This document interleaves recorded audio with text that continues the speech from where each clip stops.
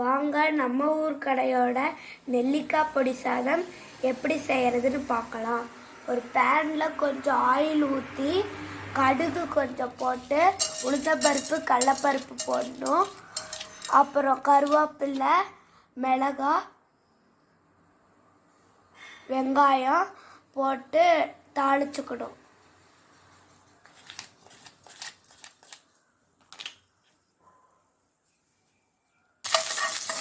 வாங்க நம்ம ஊர் கடையோட நெல்லிக்காய் பொடி கொஞ்சம் தேவையான அளவு போட்டுக்கணும்.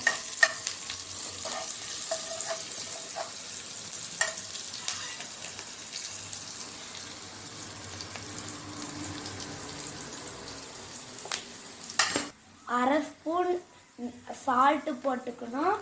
சாதத்தை போட்டு கலரி எடுத்து நெய் போட்டால் நெல்லிக்காய் பொடி சாதம் ரெடி.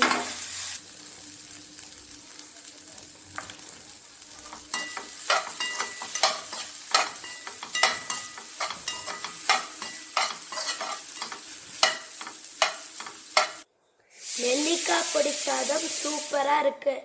வாங்க என் லஞ்ச் பாக்ஸில் பேக் பண்ணலாம். நீங்களும் உங்கள் கிட்ஸ்க்கு இந்த மாதிரி குயிக்காக பேக் பண்ணி கொடுக்கலாம்.